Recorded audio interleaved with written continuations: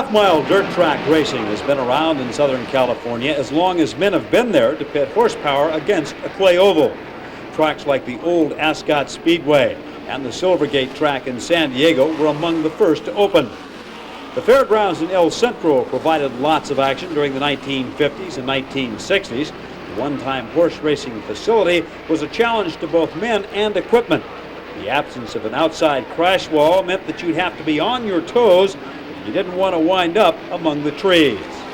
El Centro was a treacherous piece of real estate, as Ron Ray found out.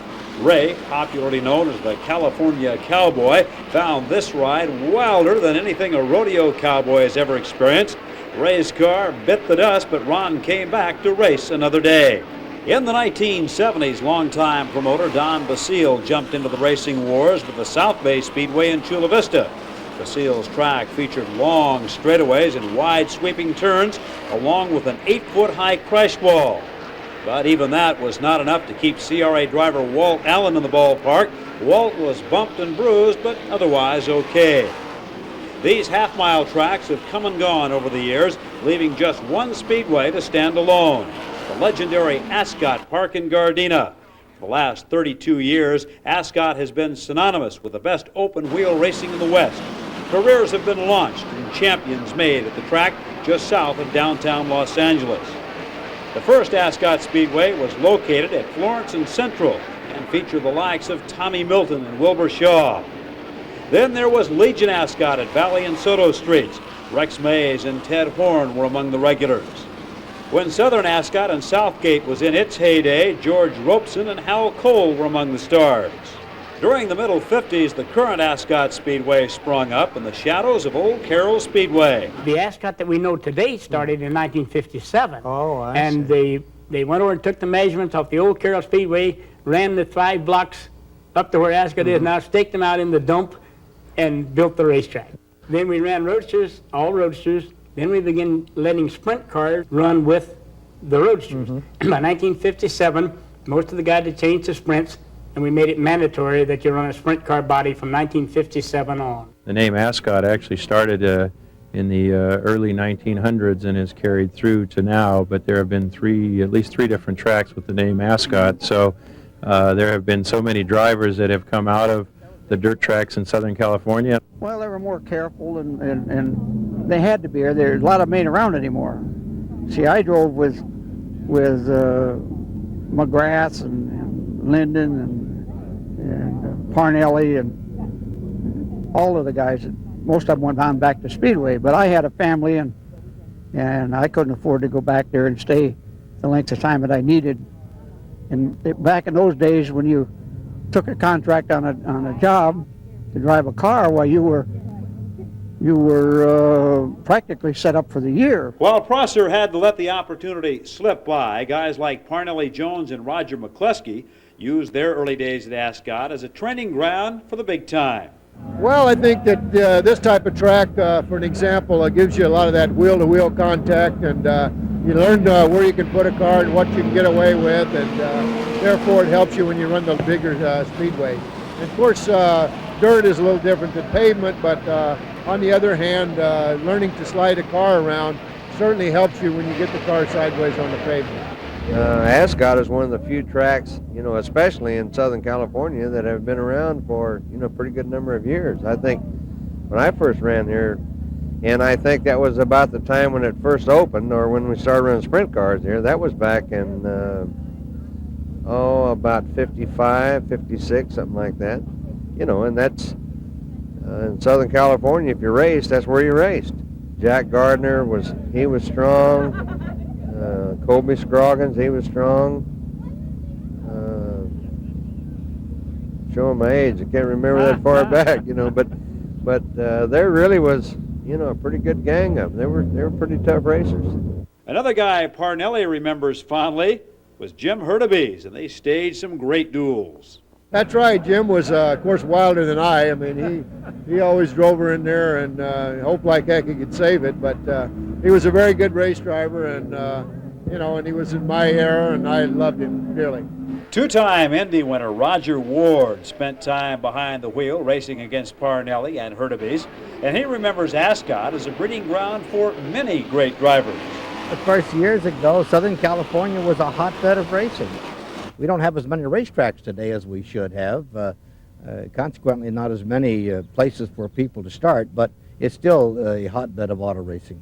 Well, one of the reasons was we could run all year long, which so the guys in the Midwest who really wanted to get experience in the wintertime had to come to California or the West Coast to do it. And LA being the hotbed of racing, you had the Offie plant here, you had Frank Curtis here, the different builders of the chassis were here, so this was the natural spot. Over the years, many of Indy's all-time greats found time to challenge the Ascot Oval. It's kind of a who's who of racing. A.J. Foyt, Mario Andretti, Bobby Unser, Al Unser Sr. and his son Little Al, Don Branson, Johnny Rutherford, Mike Mosley, Bruce Walkup, George Snyder, and the list goes on and on. Now, J.C. Agajanian Jr. remembers fondly two second-generation drivers, Gary Bettenhausen and Bill Vukovich. And my brothers and I kind of grew up with the Bettenhausens and the Vukoviches, and my dad would have their dad over, their fathers would come over to race for my father. Well, our fathers were doing racing business, us kids would play. Later on, Gary got in a race car and Billy got in a race car, and my brothers and I took my father's position as far as the promotion end of it. And when I saw those guys race out there, I mean, they would race so hard, they would pull tricks on each other, they'd put a wheel under one another, and it would get downright nasty once in a while. I've seen both of them get on their heads, get out and just about duke it out together, fist fighting and just getting wild, and later on have a beer together and laugh it off. For younger brother Chris Agajanian, Mario Andretti holds a special spot. I remember a time when we were at home sitting around the dinner table and my dad was talking about some guy that's an Italian guy coming over and he's going to race over at Ascot, and I'm going, who is this guy? But everyone ends up knowing who Mario Andretti was, and at that point the guy really wasn't speaking English very well, and he came out and really impressed us, because normally a European driver coming over and running on a classic oval track, dirt oval, which is a real Americana type of racing, where does he get experience like that? They race on the asphalt and the road courses, but where would Mario Andretti get this kind of experience? So he was quite a phenomenon to come over here and do real well. There's the Ruttmans and Parnelli Jones and a good number of other drivers that have come through here. I think we had almost 20 drivers on the grid last year at Indianapolis that had all raced here at one time or the other. So even though there are a lot of road racers now that are racing in IndyCar racing, there's still a lot of them coming off of the Ascot dirt. And it is perhaps the dirt that has made Ascot famous. Each winter, new clay is added, so the track is always racing ready. According to USAC champion Dave Blaney, it's one of the best dirt ovals in the country. Oh yeah, we get everything imaginable, And this weekend here, they've run four nights in a row, and the sun's been out every day, and the weather's been hot, and they get the track in perfect shape every night. So, they've got it down as good as anybody in the country as far as that goes. Well, Ascot's been good because there's always been a two-groove deal. I mean, you can run high or low, and some nights, it's only on the top, and some nights it's only on the bottom. But most of the time, you can run high or low here. It's real clay, real tacky, where the non-wing cars will bicycle because of a hole in the Midwest tracks, because they dig up a little more, they're a little drier, different kind of dirt. Ascot, they bicycle because of the tackiness and the berm, or the cushion as we call it, builds up as the cars move it out, and so you really got to be careful. It's a real tacky, fast racetrack.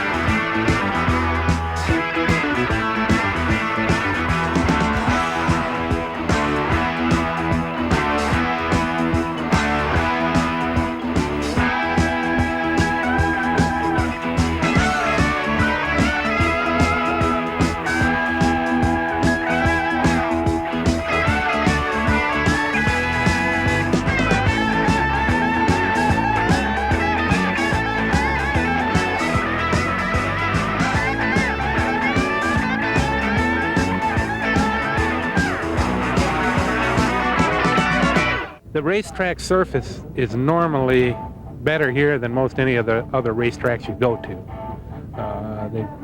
I don't know what they do to it. They've learned over the years to prepare it really good, and it seems to stay good for us, and it puts on a good show. Last week was pretty good. Pretty good. Pretty good. A little dry in the middle, but you can still run top and bottom. So. And are you 2 weeks in a row now turning 18s? 3 weeks. 3 weeks in a row? Yeah. Jeez. Set a record if you turn 18 this week. Track's fast. It's been fast for last month, huh? Yeah, it's been real smooth and the push is not too high. Great. Really nice to run. It stays wetter, moisture, the curvature of the track's different, turns are sharper. You have to pitch the car real hard. Where most tracks back through the east, Midwest, you have to kind of drive them straight in. So if somebody's used to driving that way and they come here to Ascot, it takes them a while to get everything together. And it's just a different type of track, and when they tear this down, there'll never be another one like it anyway. It's the Indianapolis of sprint car racing. To me, I like to win a race at Ascot because all the legends have won races at Ascot, and I hope to become a legend one of these days. So I think that I need to probably try and get that into my file before the series goes away or whatever happens, or the time passes by too quickly that I don't get another shot at coming back. So hopefully I come back and for at least one win in my record book, and hopefully it's here at Ascot. Well, Ascot is probably the roughest racetrack for a driver to learn on. It's flat, it's narrow, it's got a real good clay, so it tries tipping cars over. It's probably one of the greatest racetracks in the world. But, there's a lot of people back east that watch, the news just to see what's going on at Ascot. With my travelings, I've been able to see it, and it's really kind of neat to see that Ascot is that famous.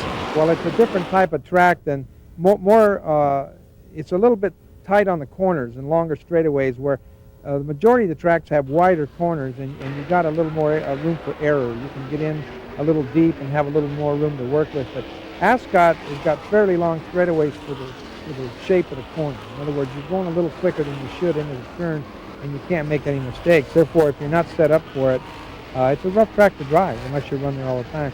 There were some guys that were absolutely great, like Gene Brown, for instance. Now, here's a guy that was a great driver, and I think he still is. And Gene never did real well at Ascot, but everywhere else he was great. I mean, the guy could win anywhere he raced, but he won Ascot and he had trouble with it because it is very different compared to most other tracks. It is a racetrack that is a little more difficult. Of course, I always like a racetrack that creates a problem for the race driver, because the best race driver is the guy that solves that problem. And I like Ascot because you just couldn't go there and run. There are some racetracks that are so easy to run that doesn't require any extra skill, but Ascot, because the turns are a little tight and the way it's set up and the way it's prepared, you have to be able to run both the cushion and the bottom, and many race drivers, it takes a little time to perfect that kind of a technique. Honestly, it's long straightaway, okay, and sharp cornered, but not too much bank. And when you come out in another territory, another world, the West Coast, you have to run against very competitive people. The competition here is excellent, and it's difficult for a Midwesterner to come here and do well. So we keep trying. It's always been a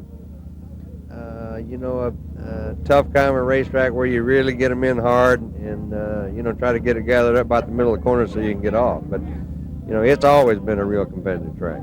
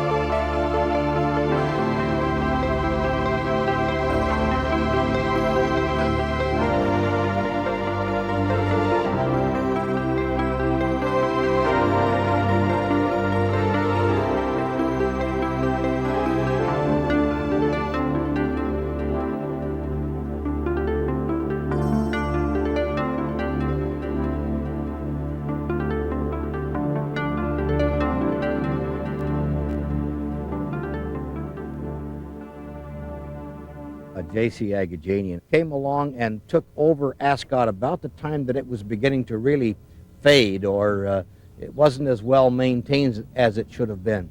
And he put money in the track and brought it back, and so we're lucky that people like him were around at the time that he was here. The year was 1975, and Aggie stepped in to keep Ascot alive. Open-wheel racing would continue in Southern California.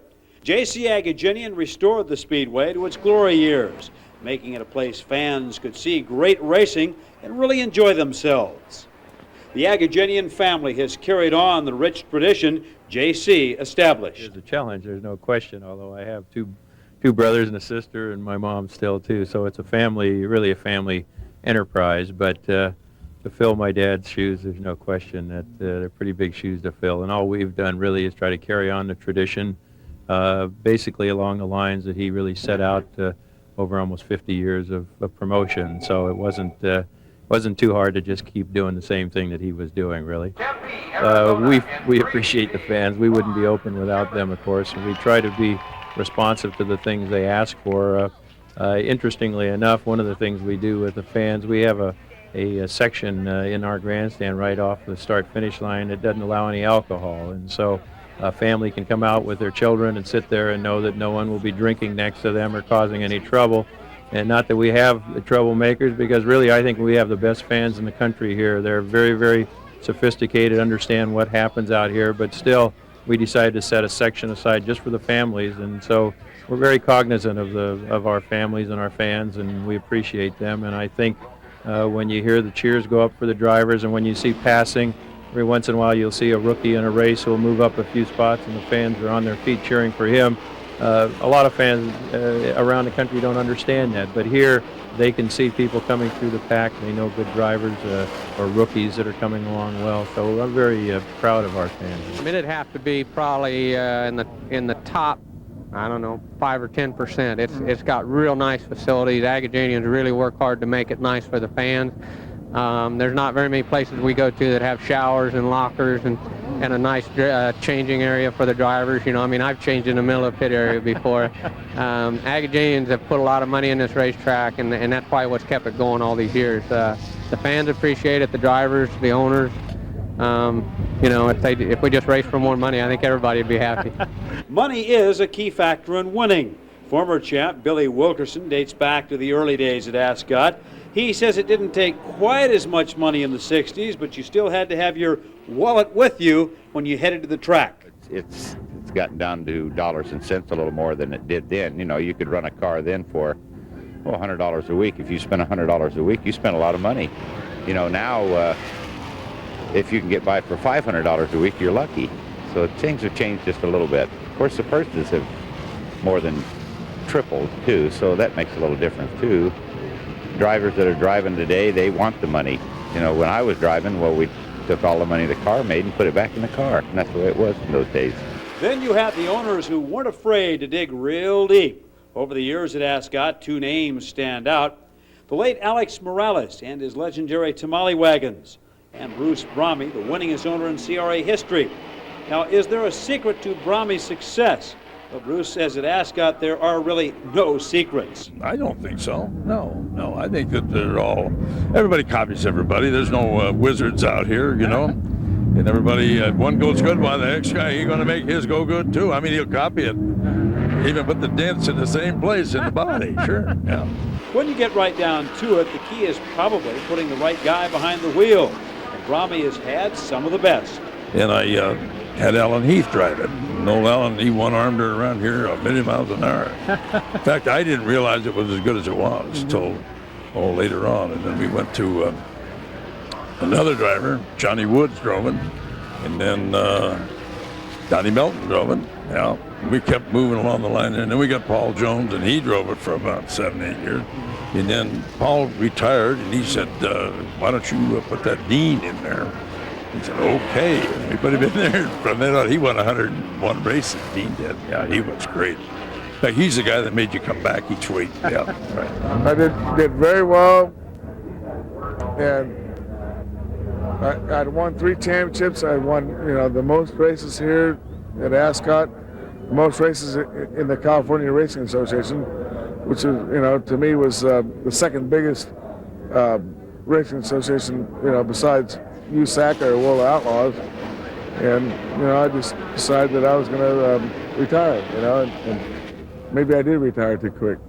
While Thompson has won more races than any driver in Ascot history, Jimmy Oskey has more titles, 5 CRA championships.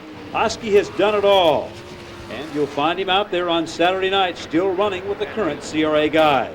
It seemed like about the only link to from the old and the new, and it's maybe one reason why I keep racing, because I like to tell guys who are racing now about how it used to be back then, and some of the personalities back then, that I raced with: Alan Heath and Hogle and Roy Prosser and Crank Cantrell when I was just real young and coming up. And, just like they seem like legends now. And, I'm just happy that I can have a chance to race with them. If they know you run at Ascot all the time, they ask you, they think maybe there's a mystique at Ascot or something, but it's just one of a kind track. And I've always enjoyed driving here better than anywhere else.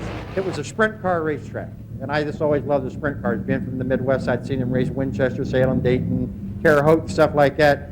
And it would just sort of give you, like when you walked into Ascot, you got to think, when you walked into Indianapolis. It was the Indianapolis of the West Coast, is basically what it is. Some of your greatest Indy drivers ever have come from there.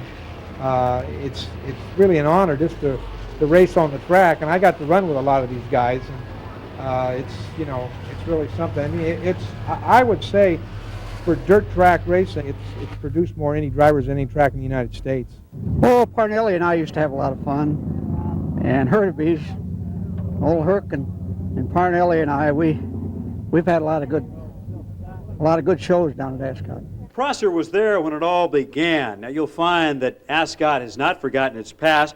Each year the Western Racing Association old timers are featured at Ascot, and Walt James continues his love for the vintage cars. That car number 2 there is driven by Scorchy Bud Sinnott. He's 73 years old, was a top driver in WRA before the war, the old Ascot and the old Legion Ascot even.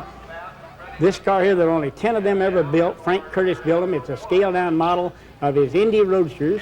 That number 9 is a D.O. Howell. It was built by Howell. They built the overheads for Model A and Model B, but it knocked the lower end. The cranks couldn't stand it, so Howell built a complete 5-main engine. That car number 6 there is, I believe, Les D-Line's car right down here in San Diego. It's a 4-port Riley head on a 1932 Model B block. That's an Art Sparks engine in that car, Sparks and Wyrick. He built that 4-cylinder overhead cam in the early 30s.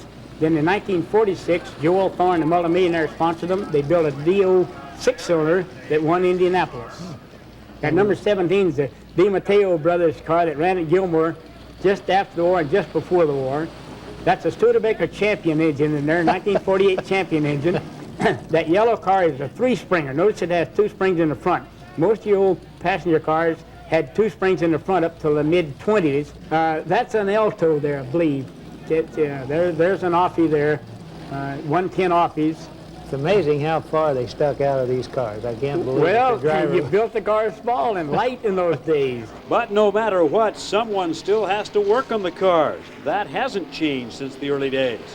The pits are still alive with the unsung heroes who keep the equipment on the track and racing week after week. Often their hard work goes unnoticed by the fans, but if you take the time to check out the pits, you'll discover there's as much going on there as out on the racetrack.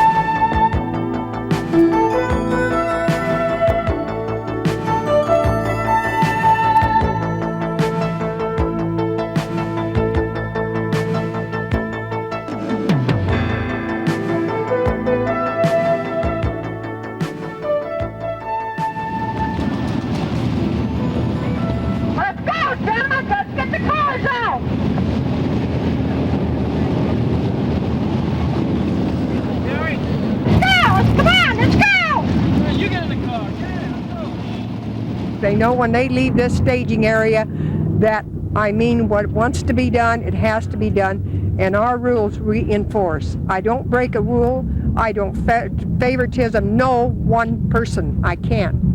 I work directly by the numbers, and this way here, I put it back in my mind that they're only numbers. I don't recognize the driver or the owners. When they go leave here, they're numbers, and that's the way I work. That way I can treat everybody fair. No favoritism to no one. She's been here ever since I've been coming around here, and she used to just have a car and be an owner, and then she started moving around with tow trucks and gradually worked into the qualifying line over there, and she does a real good job. She's real soft-hearted, down deep, but I've been friends with her for many a year. You have to love racing. I love, eat, sleep racing. I've got trophies all over my place, and I just love it. That's the reason I do it. Now, Evelyn has seen many changes in racing over the years. Speed is probably the biggest difference from the early days. That and safety. Roll cages have saved many a driver from serious injury. Yet, according to Walt James, drivers at Ascot were reluctant to make a change. About 58, I started trying to get cage roll bars put on the sprint cars in CRA. We even put it in the rule book in the late 60s, and the members all got together, signed a petition, and voted them out again. So we didn't get cage roll bars in CRA cars until 1970. We also didn't have roll cages, and that calls for a little more respect than some of these drivers, I think, give these cars. Well, I was the guy that put the big stink up about the cage roll bars, and I fought them harder than anybody did. But I'll tell you something, and this is the first, Mike. I'm admitting now, I just got some racing films, and I've been watching them, and they're all about crashes. And I looked at that, and I thought, I did that a lot without cages, and I always wound up suffering from it. I guess they belong on there. They don't look good, but they should be on the cars.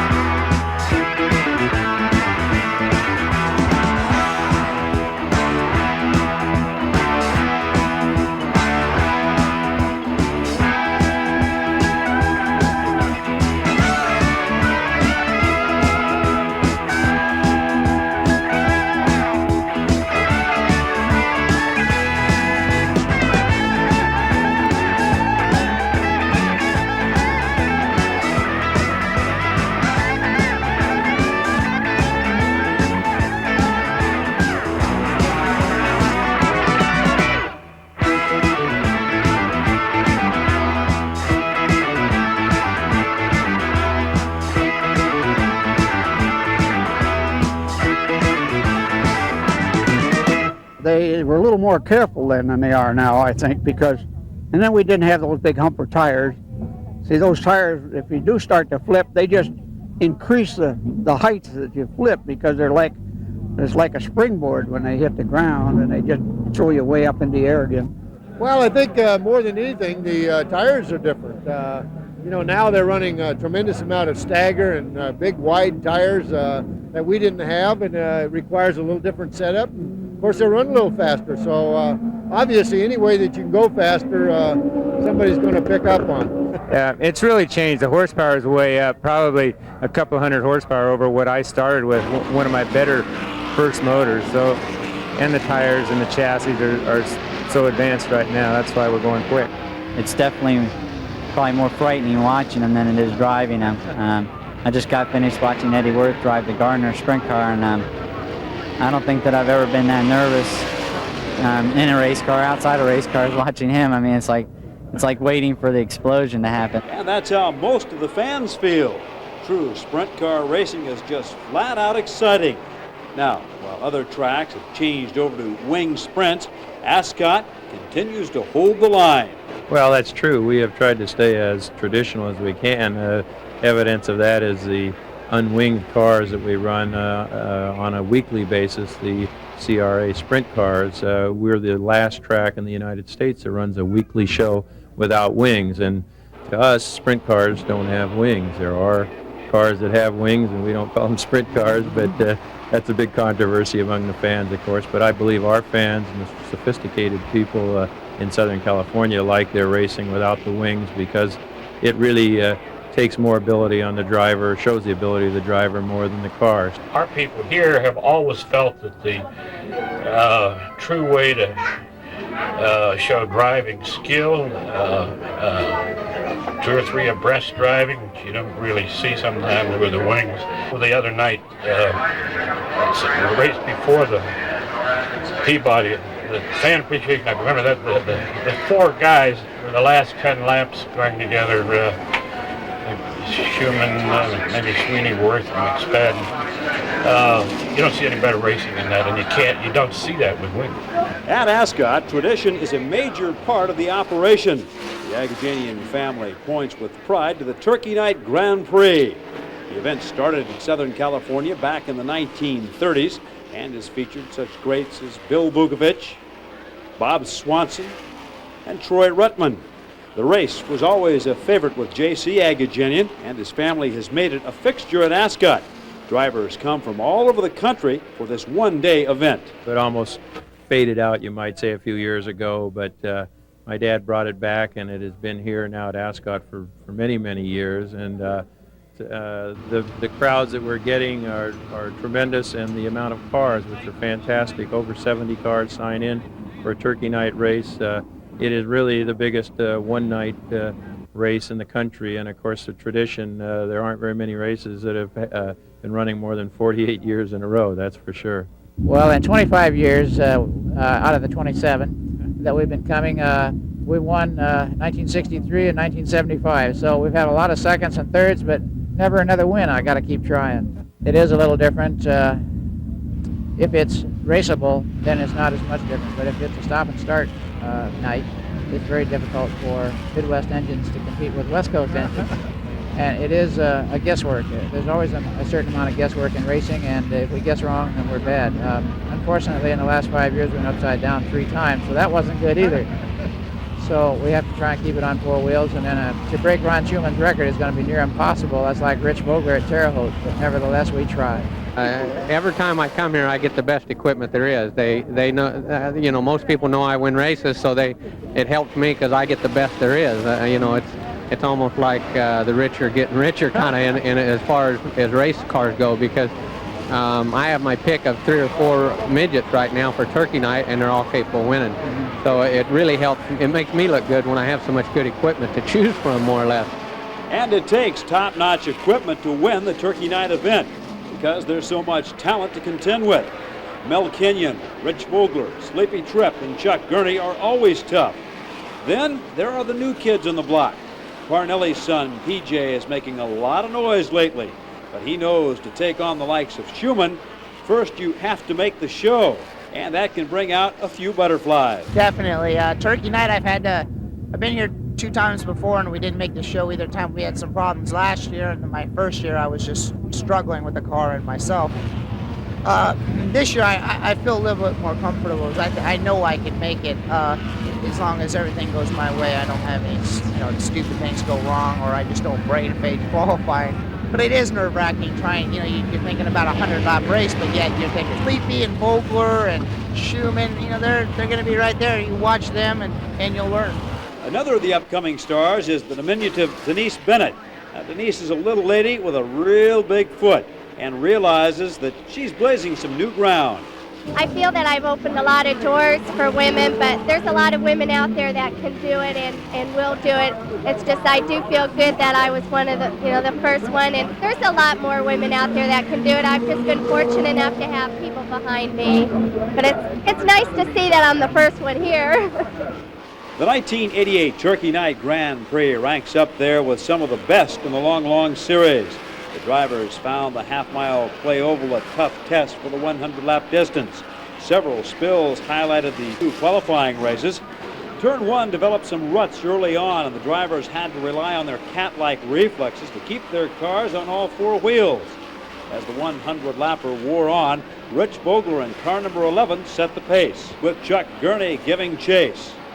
Halfway home, Vogler almost lost it in the south turn. Well, that's the opening Gurney needed. Within a few laps, he roared by to take over the top spot. And for the next 10 laps, it was a 2-car battle. Then with a checkered flag in sight, Vogler retook the lead, and that set up a dramatic finish. Less than 2 laps to go, and it was a sprint to the wire.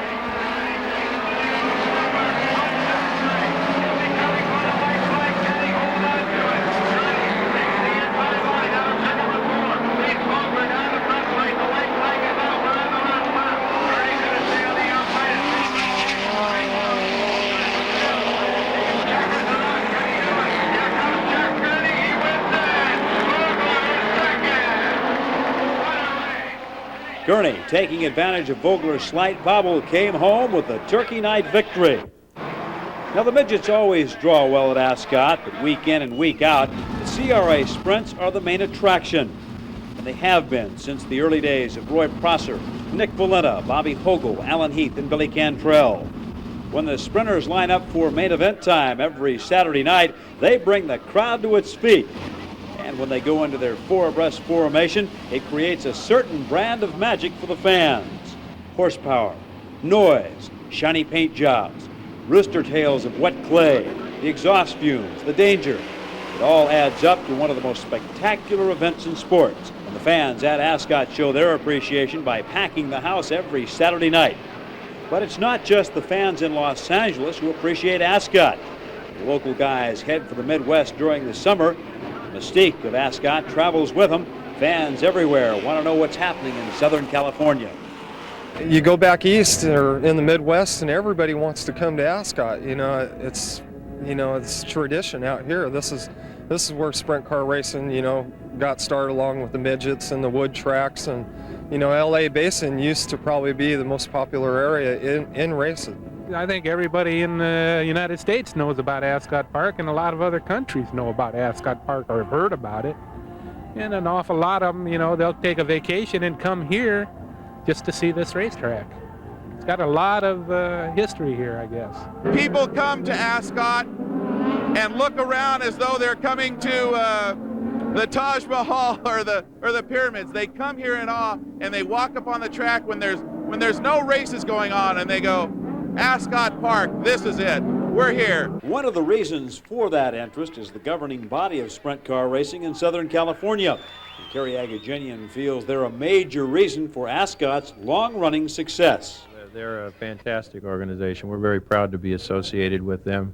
They have been around for many, many years, and we have worked very hard together to keep sprint car racing operating in Southern California. They work, I think, just as hard as we do. They're great drivers that come out of CRA, tremendous mechanics, and the car owners, and the officiating is the best in the country. I go to a number of sprint car races around the United States all year long, and I try not to be prejudiced about it. I don't see a better run organization around the country than right here that we have every Saturday night. Thursday nights are also popular at Ascot. USAC midgets compete on the Ascot Quarter Mile, and the event is seen nationally on ESPN. Drivers like Rich Vogler, Sleepy Tripp, Stan Fox, and P.J. Jones headline the shows. The Ascot Quarter Mile doesn't produce the speeds of the half-mile track, but it certainly doesn't lack for action. If you like tight wheel-to-wheel racing, you won't be disappointed. I really like the quarter-mile racing. I like the tight tracks like this one here behind us. The Speedway track is an 1/8 mile. But really the quarter-mile track I prefer because it's pretty exciting. It's tight, it's close, and like the ESPN live coverage that they're doing tonight. They wouldn't have chosen any other track because they know that that's the exciting type of tracks. But it's whatever you prefer. The half mile is what the racetrack is famous for, and we love it. Ascot will live in racing history as the mecca for open-wheel excitement. And if you were to pinpoint one single reason for Ascot's lasting fame, it would have to be J.C. Agajanian. He was really a colorful guy for racing. He did a lot for racing, and he lived, breathed, sleep racing, and put a lot of effort in, not just as a car owner, but as a promoter and all the things that he was involved with. You never really had to worry. If Aggie told you that he was going to do something for you, you knew it was going to happen. I mean, if he told you he was going to give you 50 or 500 or 5,000, you knew that that's what you were going to get. He was a real racer helper. He would help anybody in racing, and he did. He He always paid us decent purses. I mean, we weren't getting super crowds in, but he still paid us good purses. He's motor racing, in Southern California, probably, in the world. Parnell Jones drove for him, won the Indianapolis 500. Troy Ruttman drove for him, won the Indy 500 and everything. And to win in his palace is, to me, is the biggest thing you can do. Oh, I loved old JC. In fact, he used to get me out of trouble a lot. I would be jumping from one association to the other, and then 3A wouldn't let me run, and then Aggie'd have a good race someplace, and he'd say, "Hey, Roy, how about if I get your car, will you come down?" I said, "Yeah, but I'm on suspension right now." I said, "Oh, I'll fix that up." So, I don't know, I might still owe Aggie $500, I don't know, but he said I did, but I don't remember. My memory's short when it comes to giving money away. What's the old saying, all good things must come to an end? Well, unfortunately for race fans, the Ascot lease in Gardena is about to run out. And in the not-too-distant future, they'll have to close the books on this chapter at Ascot. If you ask the Agajanians, though, it's not the end, but perhaps just the beginning. There were 4 other Ascots before us, from what I understand, and I hope there are more Ascots after us. And my brother Kerry and my other brother Jay and I are aggressively working on a relocation program. So we hope to see even more than just our normal Ascot there. We have plans on some big racing and hope to see it there soon as this facility closes down.